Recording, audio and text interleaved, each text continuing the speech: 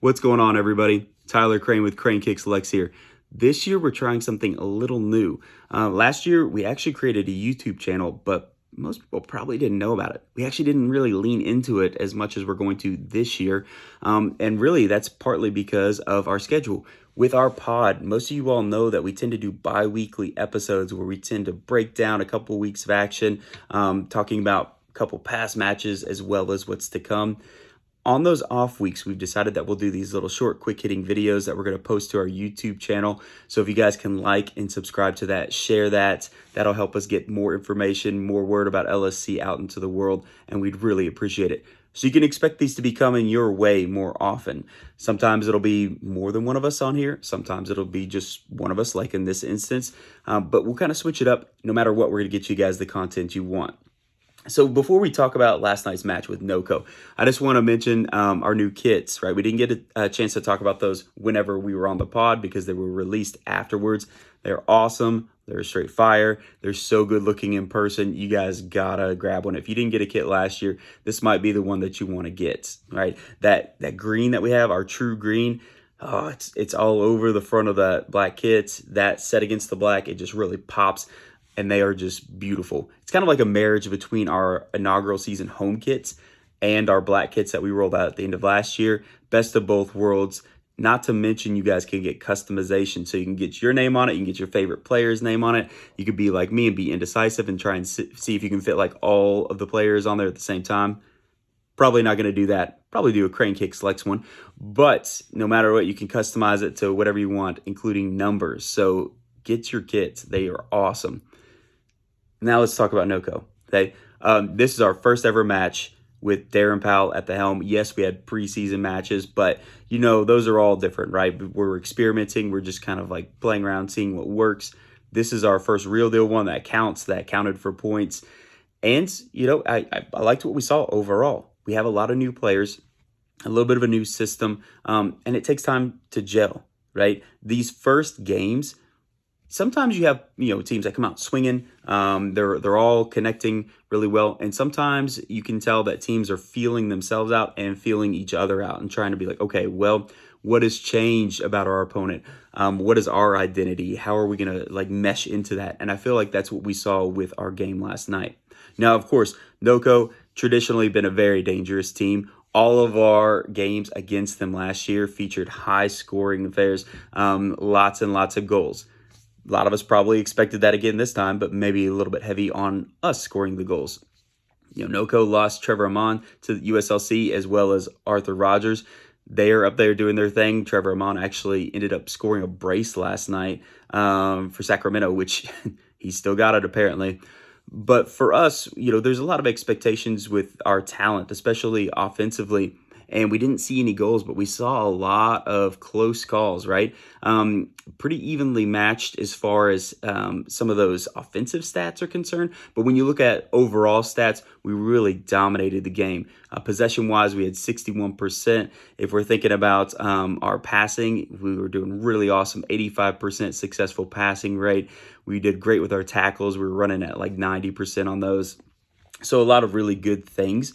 And we held the ball well. But we weren't giving it away needlessly. We weren't just kind of punting it down the field and then just praying to see what would happen. There was a lot more methodical buildup this year with our play style, at least in game one. A lot of playing out of the back, and we're seeing us trying to pull and stretch the offense to try and make some space, which is a great thing to see. Now, I really like that methodical approach. I like trying to pull your opponent out and then create some opportunities. And I think in a lot of instances, it actually served us well. And we managed to get some really dangerous looks and some really close shots on goal. Other times, I feel like maybe we were a little bit too hesitant. We were kind of playing with our food a little bit, hanging out in our own half, waiting for them to stretch the field. Not always what happened. And we ended up having to, kind of just see what we could make of it. So, maybe a few more quick counterattacks could have done us some good in those instances.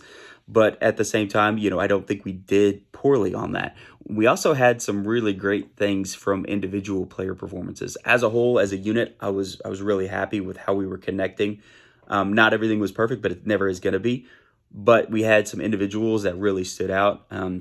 Jorge Corrales, He did so awesome. When he was out there, he had 88 pass percentage success rate, 9 recoveries, 2 tackles, which was 100% for him. 67% on duels and 60% on aerial duels, which was really solid. If you look at FOTMob, I tend to look at that quite a bit as well as a couple other things, but they had him actually listed as player of the match in there. So really great performance from our left back. He did a nice job. We think about Knight. Oh man, Amal Knight, he was on point. He was just absolutely crushing it with his saves. You think about the 3 saves that he made. They were all saves that were insanely dangerous and could have definitely put us on the back foot, right? But acrobatic save off of a free kick opportunity ends up blocking it out. There was that one series where it was chaotic and the ball kept bouncing around in our box, and everybody that was there, all the NOCO players were trying to take shots and none of them were quite connecting. And then finally Amal manages to recover it through all the chaos. That was a really, really amazing performance. And then, of course, just seeing how good he did with helping lead the team. His communication, of course, is always on point. Solid game for Amal. Now, let's talk about Yannick Yankum. All right, so our guy from Malta.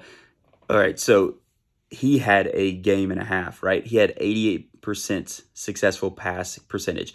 He was 100% on his dribbles. He was 80% on his accurate long balls, 100% on his tackles won, and then 88% on his ground duels. Like, there were so many times in the section I'm sitting in, people were oohing and aahing about him doing some crazy move that was just putting another player on skates. Definitely a player that you could tell is going to create problems for other teams going forward in that midfield spot.